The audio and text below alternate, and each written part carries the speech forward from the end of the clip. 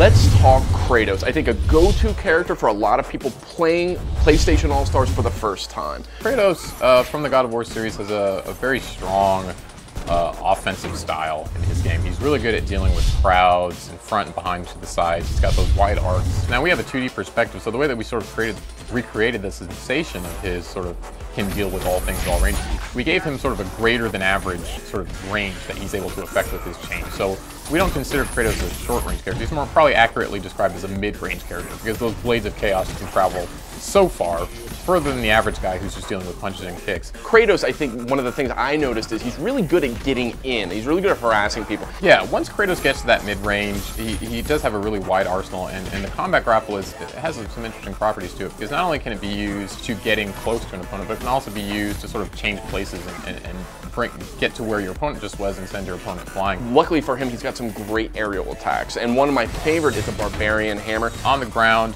has a long wind up. It does pretty good damage when it does finally land. Another thing, he's got a counter. That's not something you see in that much in PlayStation All-Stars. He's unique in that respect. He can do it in midair or on the ground. Golden Fleece is a little more predictive oriented in PlayStation All-Stars. It's something that you use in anticipation of an oncoming attack when you're really, really sure that that attack is going to come. Pretty mobile character too. He's got these Icarus wings. Not only can you use that to push characters up in the air, juggle them, you can use it in midair. As we know, all the characters have a double jump. He's essentially got a triple jump.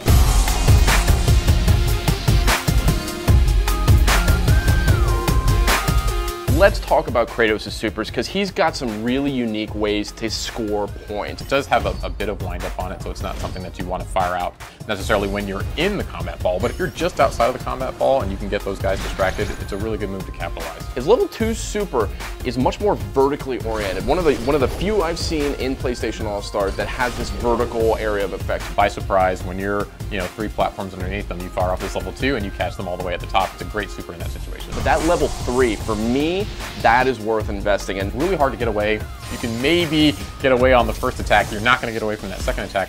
And the sort of limit on how many kills Kratos can get is really based on how good that Kratos is with leveraging that power. It's all about evening the odds and getting those points with supers. So with Kratos, when it comes down to Kratos, what kind of character, what kind of fighting game fan do you think is a good fit for Kratos? Players are going to gravitate towards Kratos, are going to be the ones who like a medium range game, who like a character who has a wide level of functionality, has really cool combos. If you like stringing together combos and looking like you're creating these beautiful sequences of attacks, I think Kratos is going to be the character for you.